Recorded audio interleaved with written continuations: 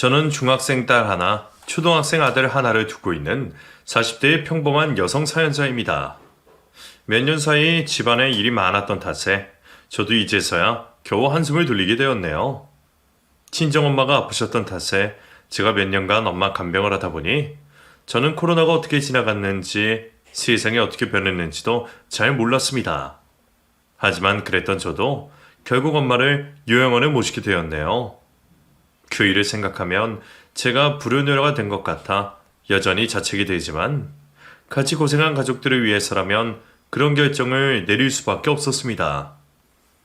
간병하는 저도 고생이었지만 제가 엄마를 챙긴다고 직장까지 그만둔 바람에 남편이고 아이들이고 아내와 엄마 없는 몇 년을 보내야 했거든요. 그래서 저는 지금 엄마에게만큼이나 아이들과 남편에게 미안한 마음이 큽니다. 그 중에서도 저희 남편에게 미안하고 고마움이 많죠. 남편은 심지어 저와 저희 엄마 때문에 자기 친어머니와도 인연을 끊어버렸으니까요. 물론 말도 안 되는 일을 벌인 시어머니 탓이겠지만 그래도 저를 위해 쉽지 않은 결정을 내린 남편에게 참 고맙습니다. 그래서 오늘 제가 그 사연을 직접 보내려고 해요. 사실 결혼 전 저는 결혼 생각이 별로 없는 사람이었어요. 제가 어렸을 적에 아버지가 일찍 돌아가셔서 저희 식구는 엄마와 저 둘뿐이었거든요. 저희 모녀는 서로가 전부인데 평생 고생하시면서 혼자 저를 기르셨을 엄마를 생각하면 제가 그런 엄마를 두고 혼자 결혼을 할 수가 없었어요.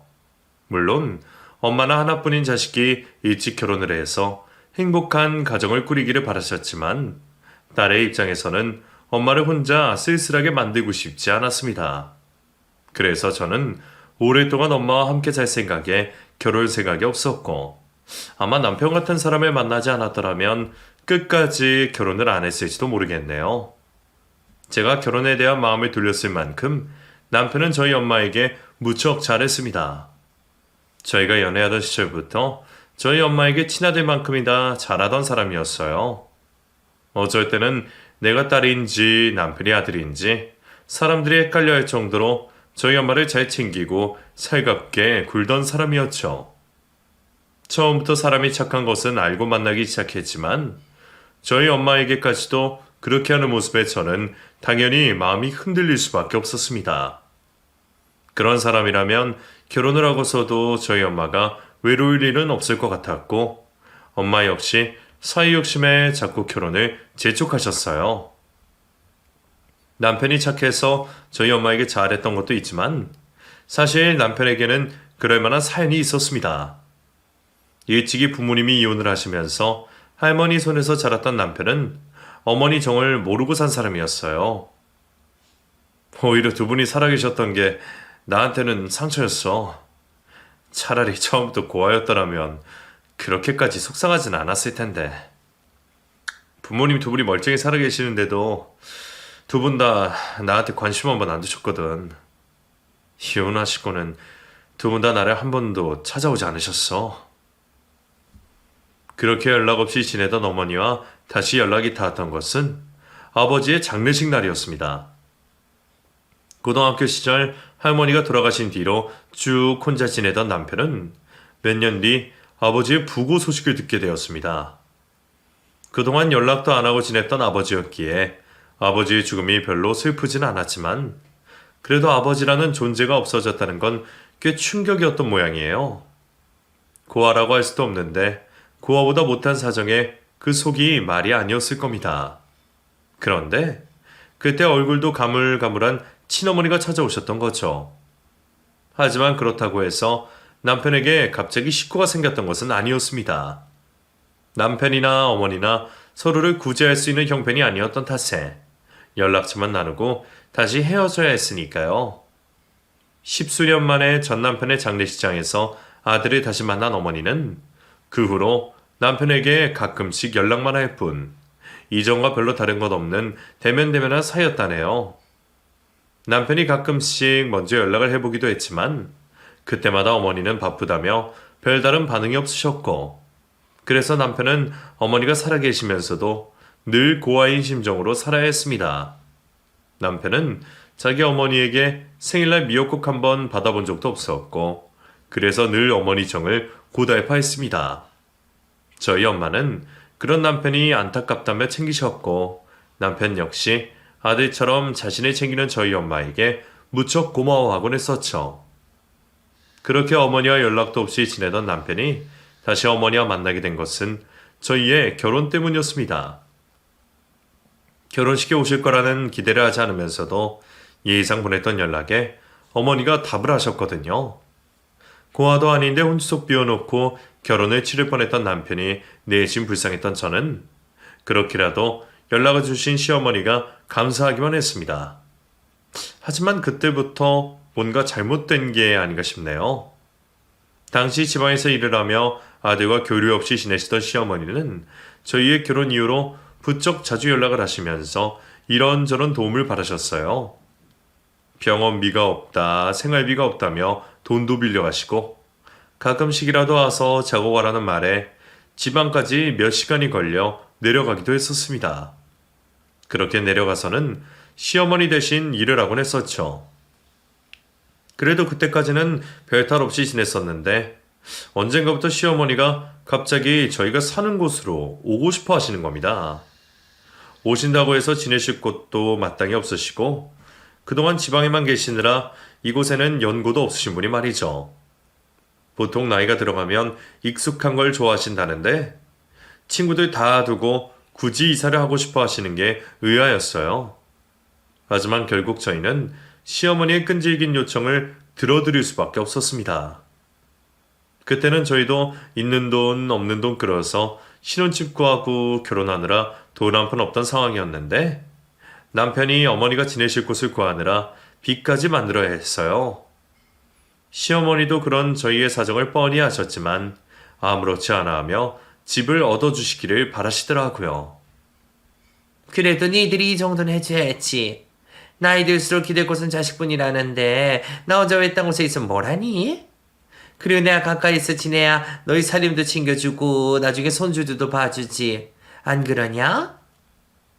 그러니까 지금 돈 쓴다고 아쉬워하지 말고 다 투자라고 생각해. 이제라도 효도 좀 해야지. 하지만 그런 시어머니의 말씀과 달리 시어머니는 저희를 제대로 도와주신 적이 별로 없으셨습니다. 제가 임신했을 때도 배부른 며느리에게 당신 드시고 싶다고 한 여름에 심부름을 시키시던 분이었으니 제가 임신을 하고 출산을 했다고 한들 저를 챙기실 분은 아니셨겠죠. 저는 그래도 내심 기대를 했었는데 정말 단 한 번도 도와주지 않으시더라고요. 오히려 가까이 지낸 뒤로는 오며 가며 저를 귀찮게 하고 용돈 달라 뭐 해달라 이것저것 바라시는 게 많아서 더 힘들기만 했습니다. 반면에 저희 친정엄마는 제가 힘들 때마다 도와주시고 맞벌이하는 저희 부부 대신 아이들까지 키워주셨죠. 남편도 그런 상황을 알고 있었고 자기 어머니에게 서운한 만큼 장모님에게 죄송스러워했지만 그렇다고 저희가 시어머니를 매몰차게 대할 수는 없었습니다. 시어머니가 얄밉게 하시고 섭섭하게 하신다고 해서 남편이 어머니에 대한 애정이 없었던 건 아니었어요. 오히려 평생 어머니 사랑을 받지 못해서 그런지 서운하게 하는 어머니라도 있는 걸 좋아하는 듯 했죠. 제가 보기에는 시어머니가 대단히 챙기는 것 같지도 않은데 별것도 아닌 걸 받고는 엄마가 자기를 챙겨줬다고 좋아하는 남편을 보면 사랑을 갈구하는 남편이 참 불쌍했습니다. 그래서 저도 시어머니에게 속상한 일이 있어도 웬만하면 참으려 노력했어요. 차라리 내가 직접 시어머니와 싸우더라도 남편에게는 굳이 말을 전하거나 섭섭한 소리를 하고 싶지 않았습니다. 안 그래도 친정에는 도움만 받고 시댁에는 도움만 주는 걸 뻔히 알고서 제게 미안해하고 면목 없어 하던 남편이었기에 착한 남편에게 괜한 눈치를 주고 싶지 않았거든요. 시어머니가 아무리 그렇게 하셨어도 남편은 누구보다 착한 100점짜리 남편이었기에 그런 남편을 사랑하던 저는 제가 오히려 남편의 어머니에게 잘하려 노력하는 수밖에 없었습니다. 그나마 그런 노력 덕분이었는지 결혼생활 10여 년 동안 시어머니와 크게 문제가 있는 일은 별로 없었습니다. 시어머니가 가끔 짜증나기는 해도 저도 여유가 생겼던지 이제는 웬만한 일에는 그러려니 할 정도가 되었으니까요. 물론 시어머니 비위 맞추고 용돈 챙겨드리느라 힘이 들기는 했지만 저도 며느리로서 자식된 도리로 그 정도는 문제 없었습니다. 그렇게 결혼 생활을 잘 유지하며 그 사이 남편과 저는 예쁜 아이를 둘이나 낳고 아이들도 잘 커준 덕에 행복한 나날을 보내고 있었죠. 이제 나도 중년이 되었고 더 걱정할 일은 없을 거라 생각했습니다. 그런데 어느 날부터 엄마의 상태가 이상해지기 시작했어요. 엄마, 나 왔어. 아직 장을 안 봤지? 밥 먼저 먹고 같이 보러 가자. 아니면 나가서 뭐 좀 사 먹을까? 어머, 네가 웬일이야? 오늘 출근 안 했어? 장은 무슨 장? 너 무슨 일 있니? 엄마, 무슨 소리 하는 거야? 제사상 준비하려면 장부터 봐야지. 뭐야, 오늘 며칠인지 까먹었어? 어? 제사라니, 누구 제사 말하는 거야? 엄마, 정말 기억이 안 나는 거야? 오늘 아버지 기일이잖아. 살아생전 아버지에게 못해주신 게 너무 많다며 아버지 기일은 무슨 일이 있어도 절대로 잊으신 적 없던 엄마가 아버지 기일을 까맣게 잊으셨어요.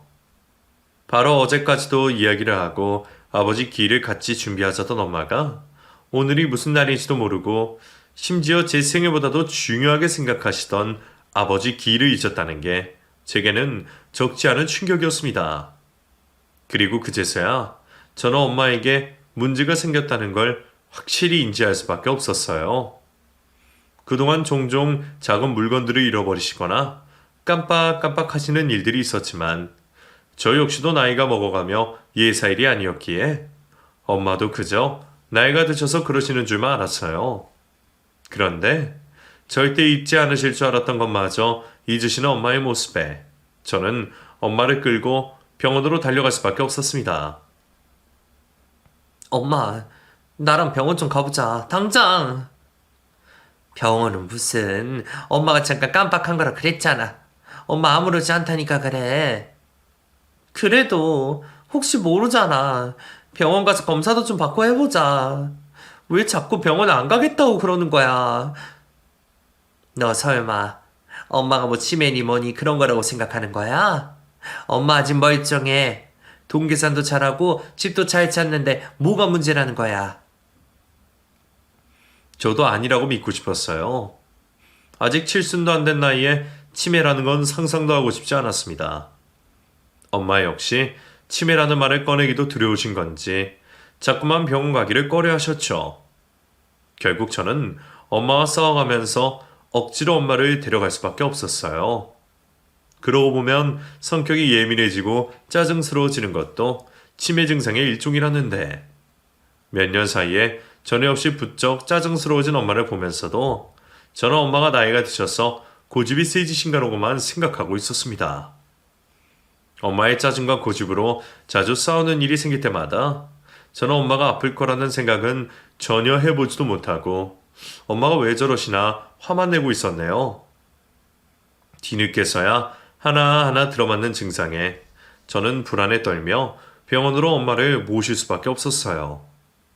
그리고 엄마는 결국 치매 판정을 받게 되셨죠. 증상이 보여 찾아갔더니 이미 치매 초기는 넘어섰다는 말이 황당하기만 했습니다. 우리 엄마가 치매라는 것도 믿어지지 않는데 그걸 딸인 제가 모르고 있었다는 게 어이가 없었죠. 남들은 다 몰랐다고 해도 딸인 저는 알아차렸어야 하는데 제가 그동안 엄마에게 너무 무심했던지 엄마의 상태를 방치해서 상황을 악화시킨 것만 같았습니다. 치매 진단을 받고 충격이 크셨는지 병원에 다녀와 한동안 멍하게 계신 엄마를 보면서 저도 잠을 이룰 수가 없었어요. 아직은 혼자 계셔도 괜찮다고 하지만 언제 어떻게 급속도로 나빠질지 모른다는 얘기에 저는 앞으로의 일이 막막하기만 했습니다. 남편 역시 친정엄마의 치매 소식에 큰 충격을 받은 듯 했어요. 장모님이 치매시라고? 장모님 아직 칠순잔치도 안 하셨잖아. 그런데 치매라니 이게 무슨... 그러게. 우리 엄마 아직 살 날이 창창하신데 치매가 말이 돼? 그동안 평생 엄마한테 받기만 하고 고생만 시키다가 나도 이제 겨우 딸 노릇 제대로 해보겠다 생각했더니 이제는 엄마가 아프대. 나 이제 어떻게 하면 좋아? 우리 엄마 어쩌면 좋아? 그날 남편과 둘이서 얼마나 울었는지 엄마 앞에서는 차마 표현할 수 없던 슬픈 감정을 남편 앞에서만 털어놓을 수가 있었습니다.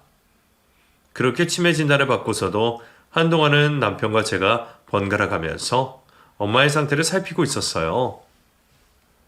마음 같아서는 당장 짐을 싸서 친정으로 들어가 엄마를 챙겨드리고 싶었지만 자신을 치매 환자 취급하지 말라며 저희의 과보호를 싫어하시는 엄마 때문에 한 발짝 떨어져서 엄마를 지켜볼 수밖에 없었거든요.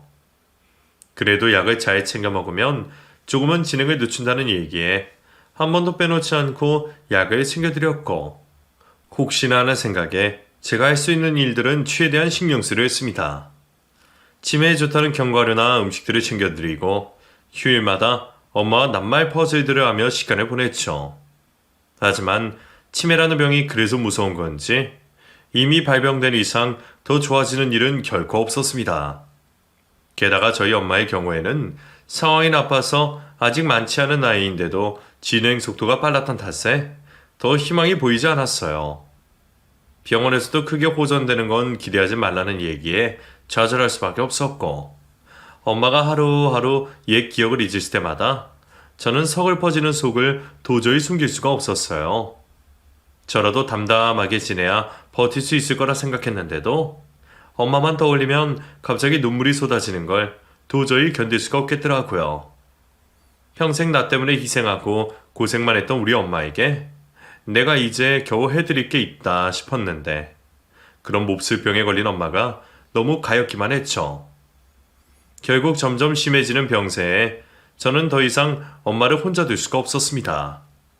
저도 사정만 좋았더라면 진작 일을 그만두고 엄마를 챙기고 싶었지만 저희도 자식 키우며 근근히 먹고 사는 와중에 그런 결정이 쉽지는 않았습니다. 마음이야 엄마가 조금이라도 더 기억이 있으실 때 모시고 다니면서 좋은 추억도 만들고 하고 싶었지만 그것도 다 돈이 있고 여력이 있어야 하는 거지.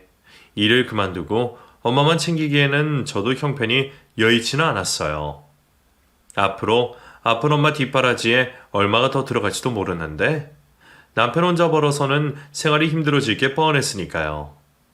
그래서 차마 결단을 내리지 못하고 마음고생만 하고 있었습니다.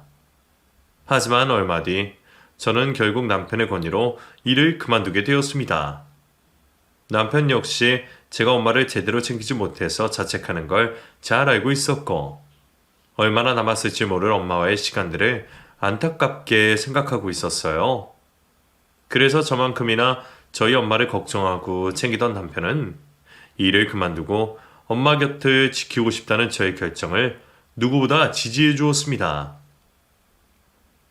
간병하는 거 쉬운 일 아닌 것도 알고 특히 치매 환자 챙기는 거 마음고생 몸고생 심한 거 모르지 않지만 당신이 하고 싶으면 직접 하는 게 좋지 않겠어? 당신도 장모님 다른 사람 손에 맡기는 거 꺼려 했잖아. 그래도 내가 일을 그만두면 우리 가족은 어떻게 해? 아직 갚아야 할 빚도 많고 우리 애들 한창 자랄 나이인데. 돈이야 어떻게든 벌면 되는 거고 빚이야 당장 무리해서 갚을 필요도 없잖아. 그렇다고 우리가 그 돈 없다고 당장 길바닥에 나가는 것도 아니고 아낄 거 하면 어떻게든 답이 있겠지. 애들도 그 정도는 충분히 이해할 거야. 엄마를 안타까워하면서도 저도 자식이 있고 가정이 있다 보니 제 가족들 생각을 안 할 수가 없었습니다. 맞벌이에서 외벌이가 되면 애들 학원 하나 보내는 것도 부담이고 외식 한번 제대로 할 수가 없을 테니 말이에요. 그래서 저도 제 스스로도 함부로 얘기를 꺼내지 못했었던 거였죠. 게다가 돈만 문제가 아니었어요. 집안 살림이며 아이들 돌보는 일까지 저의 빈자리는 클 수밖에 없었습니다. 그래서 제가 없으면 남편의 부담이 더 커질 텐데도 그렇게 말해주는 남편이 참 대단하다 싶었어요. 다른 무엇보다 저희 엄마를 생각해주는 남편에게 감동과 고마움을 느낄 수밖에 없었죠. 그렇게 저는 남편의 덕에 일을 그만두고 엄마를 돌볼 수 있게 되었습니다. 나라에서 지원받는 요양보호사분의 도움을 받을 수 있었던 덕분에 그나마 집을 왔다 갔다 하며 아이들도 챙기고 식구들 식사 준비도 할 수 있었어요. 남편은 너무 걱정하지 말라고 말해주었지만 괜히 가족들에게 미안한 마음에 그래도 식구들 먹는 것 정도는 제 손으로 챙겨주고 싶더라고요. 그래서 시간이 날 때마다 반찬들을 해서 냉장고를 채워놓고 살림을 챙기려 애를 썼습니다. 두 집을 왔다 갔다 하며 바쁘게 지내는 게 쉬운 일은 아니었지만 제게는 든든한 가족이 있었기에 버틸 수 있었어요. 저를 도운 건 남편뿐이 아니었거든요. 마냥 어리게만 생각했던 아이들이 어느새 철이 들었던지 바쁜 엄마를 돕겠다며 야단들이었습니다. 아이들도 외할머니가 아프신 것을 알고 무척이나 속상했는데 그래서 그런지 아직 놀기만 좋아하고 철들지 않은 아이들이 엄마를 이해하고 많이 도와주려 하더라고요. 제가 없어도 큰애가 동생을 챙겨 학교 숙제를 하고 제가 빨래를 돌리고 가면 아이들이 고사리 손으로 빨래를 널어주고 그런 식으로 저희 가족들은 서로 도우면서 지내게 되었습니다. 하지만 이 와중에도 저희 시어머니는 참 비협조적이셨어요. 애초에 도움을 구할 생각도 없었고 저희 엄마 사정을 알리고 싶지도 않았지만 저희 사정이 달라지다 보니 어쩔 수 없이 그쪽에 이야기가 전해질 수밖에 없었습니다. 그렇다고 시어머니에게 마음에도 없는 위로 받을 생각도 없었지만 그래도 보통 그런 상황이라면 모르는 남의 일이라도 안타까워하기 마련 아닌가요? 그런데 저희 시어머니는 그 와중에 저희 친정엄마 때문에 당신이 피해를 봤다며 제 앞에서 불만을 토로하기 바빴습니다. 남편의 외벌이가 되면서 그동안 시어머니께 드리던 용돈이 못 드리게 되어서 그게 불만이셨던 거죠. 이럴 거면 차라리 처음부터 주지 말던가. 주다가 안 주는 것도 무슨 경우야? 니들이 그 돈 끊어버리면 나는 무슨 돈으로 살으라고? 아무리 그래도 산 사람이 중요한 거지 괜히 아픈 사람 하나 때문에 멀쩡한 사람들만 고생하고 있네. 아유, 네가 니네 엄마 챙기는 사이에 내가 먼저 골로 가겠다. 어머니, 용돈 못 드리게 된 건 죄송하지만 그동안에도 어머니가 바라셔서 저희가 빠듯한 사정에 챙겨드린 거잖아요. 근데 사정이 여의치 않아서 그렇게 됐다고 어떻게 그런 막말을 하세요? 저희 엄마가 아프신 게 엄마 탓인가요? 어머니도 언제 어떻게 되실지 모르는 거예요. 뭐? 너 지금 나를 두고 저주를 하는 거냐?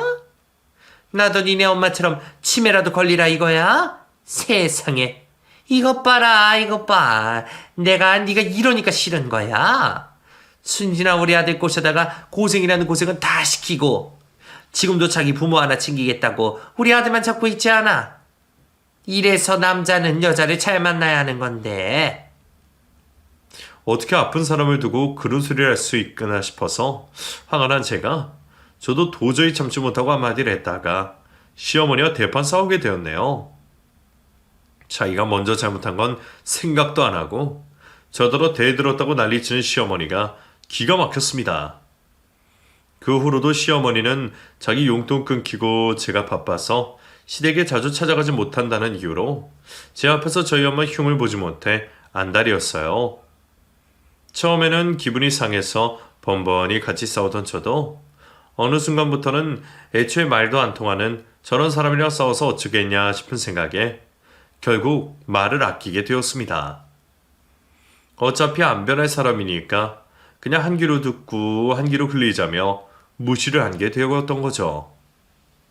그게 정답이었던 건지 오히려 제가 대꾸도 안 하고 반응이 없으니 자기도 흥이 나지 않는 건지 시어머니도 언젠가부터는 더 이상 말 없이 잠잠하기 시작했습니다. 그런데 그런 시어머니가 이번에는 또 무슨 꿍꿍이인지 갑자기 저를 도와주겠다고 하시는 거예요. 제가 아이들 일이나 볼 일이 생겨서 어쩔 수 없이 자리를 비워야 할 때에는 요양보호사가 오셔서 엄마를 봐주고 하시는데 저는 괜히 신경이 쓰여서 제대로 마음을 놓지 못했었어요. 좋은 요양보호사분들이 훨씬 많으시겠지만 그래도 세상에는 워낙 별별 일들이 다 있기에 아무래도 엄마가 남과 단 둘이 있는 건 걱정이 되더라고요. 그 얘기를 시어머니도 하시고는 제가 필요할 때마다 시어머니가 오셔서 도와주시겠다는 겁니다. 내가 기력이 좀 더 있었더라면 직접 챙기고 해주면 좋겠지만 나도 여기저기 아픈 거 너 잘 알지 않니? 어차피 일하는 사람 온다니까 나는 옆에서 감시만 하고 있으면 되는 거 아니냐? 내가 집에 있어주면 네가 나가서 마음 편히 일 보고 올 수 있지 않겠니? 어머니가 저를 도와주시겠다고요? 왜요? 왜는 또 무슨 왜야? 시킬끼리 돕는 게 당연한 거지. 나라고 뭐 사돈 걱정이 하나도 안 되는 줄 아니? 나야말로 사돈이 그렇게 된 게 너무 가슴 아프고 속상한 사람이다. 나중에 같이 늙어갈 사이인데 혼자 그렇게 돼서 얼마나 안타까운지 말이야. 갑자기 무슨 작정이신지는 모르겠지만 일정까지만 해도 우리 엄마가 아파서 자기가 용돈도 못 받게 되었다며 불평하던 시어머니가 저희 엄마를 돕겠다고 나오셨어요. 갑자기 왜 이러시나 싶기는 했지만 저도 그때는 고양이 손이라도 빌려야 할 판이었기에 시어머니의 도움 역시 절실하기만 했습니다. 어차피 시어머니가 거기서 해주실 건 없을 테고 그냥 한 집에 계시면서 별일 없는지 봐주시기만 해도 마음이 놓일 것 같더라고요.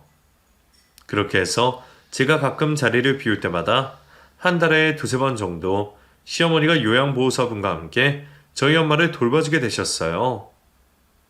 자기밖에 모르는 줄 알았던 시어머니가 제 걱정을 해주시는 게 감사해서 시어머니의 마음에 꽤 감동했던 제 생각은 얼마 가지 못해 완전히 사라지고 말았습니다.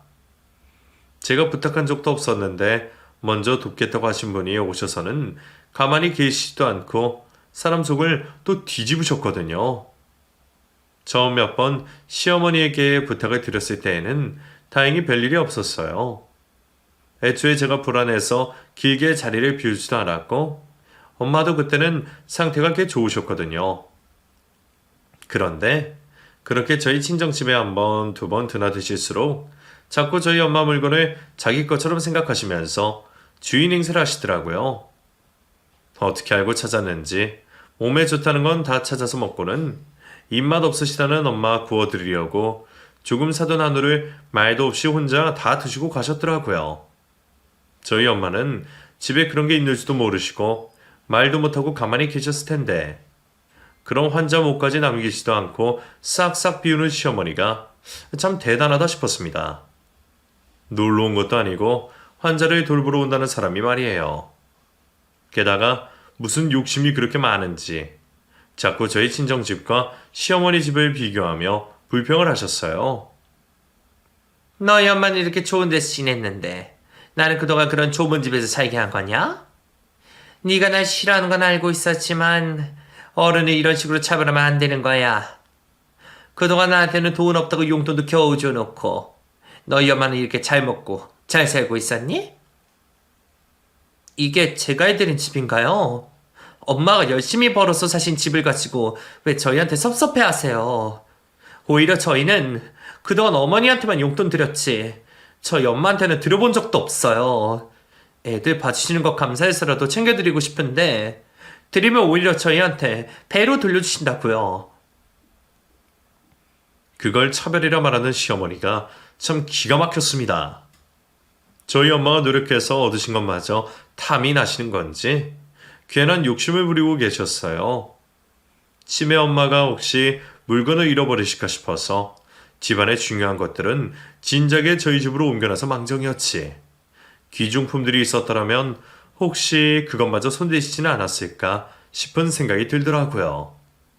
결국 시어머니한테는 못 맡기겠다며 더는 시어머니의 도움을 받지 않기로 했습니다. 시어머니를 믿느니 차라리 생판남인 요양보호사를 더 믿겠더라고요. 그렇게 저 혼자 엄마를 챙긴 지 3년이라는 시간이 지났고 그 사이 엄마의 상태는 점점 더 안 좋았습니다. 퇴사까지 하면서 엄마를 챙길 때에는 내가 직접 돌보면 금방 좋아지실 거라 생각했는데 제 정성이 부족했던 건지 엄마는 시간이 흐를수록 점점 더 기억을 잃고 상태가 나빠지기만 하셨어요.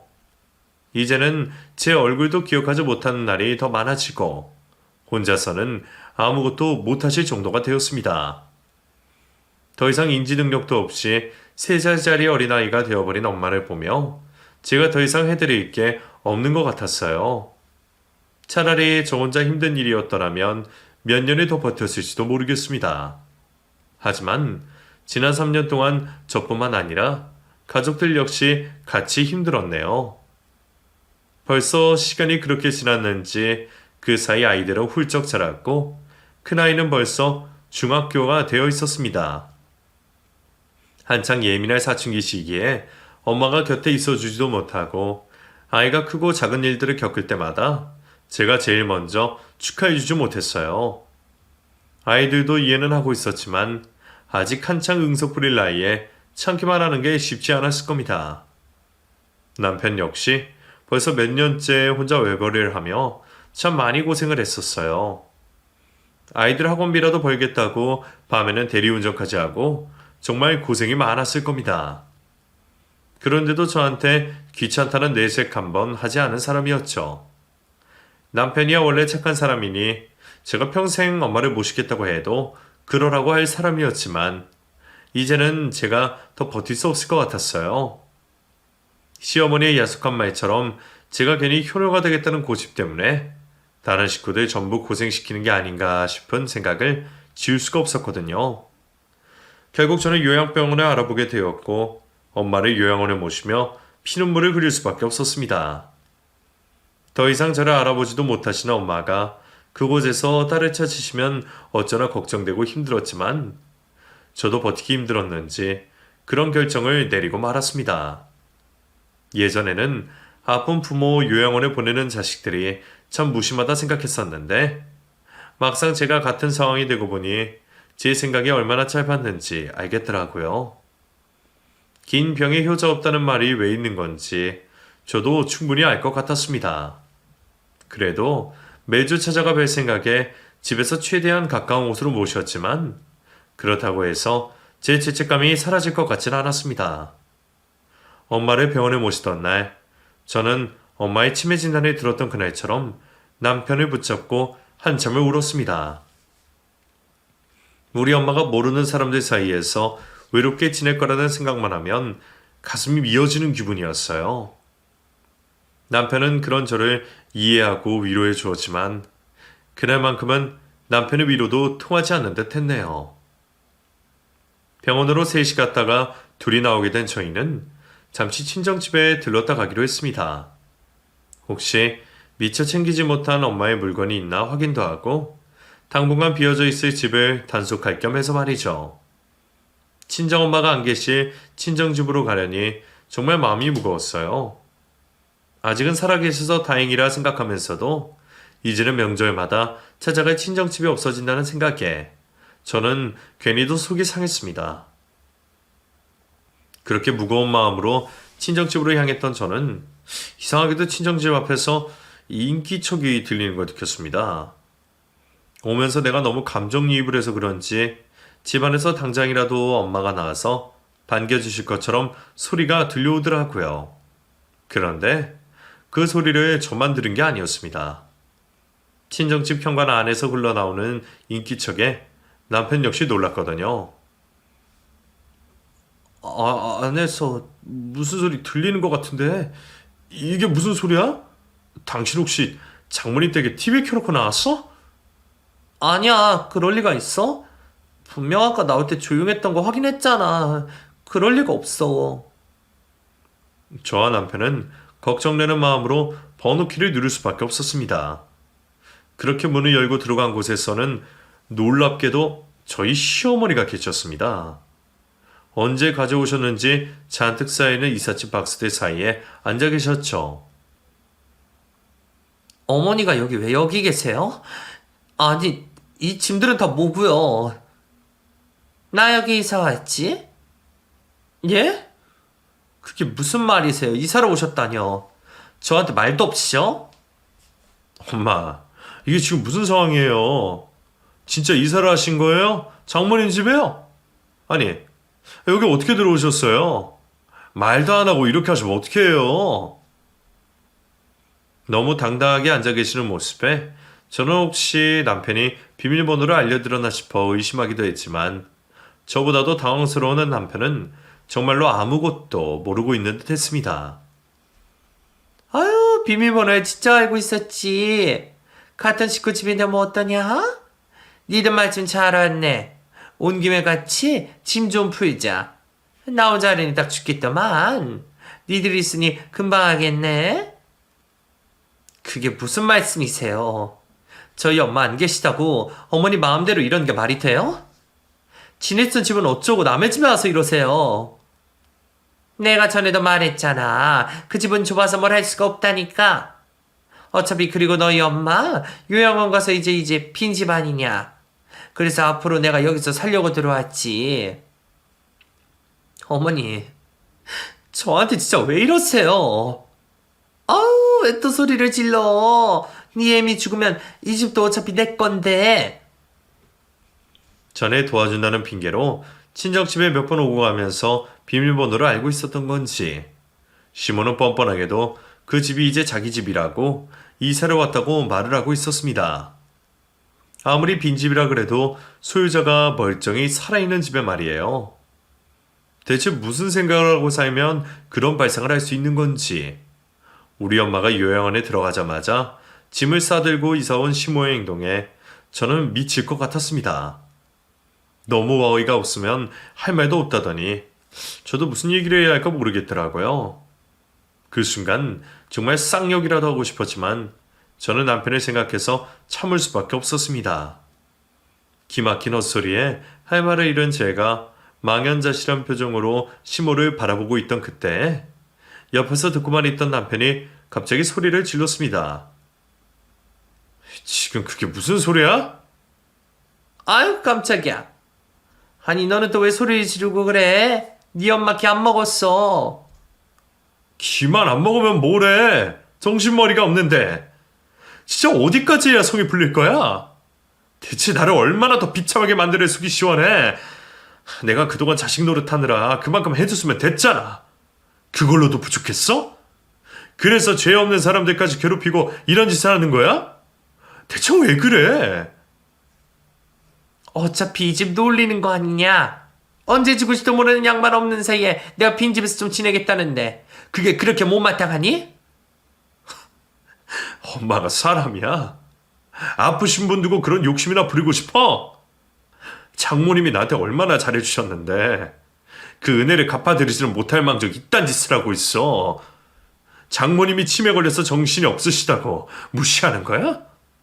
엄마는 아직 멀쩡하다고 그러나 본데 자만하지 마. 계속 그런 식으로 살면 엄마 말년도 편하지는 않을 거야. 내가 꼭 그렇게 만들 거거든. 자식한테 부모가 필요할 때는 나 몰라라 하더니 다 늙어서 기댈 필요하니까 나한테 들러붙은 거 아니야? 뭐? 너 지금 뭐라고 짓거리는 거야? 이놈이 낳아주는 애도 모르고 지 엄마한테 헛소리하고 있어. 그래, 낳아준 은혜 있지. 그래서 내가 그동안 그 은혜 갚겠다고 여태 참아줬던 거 아니야.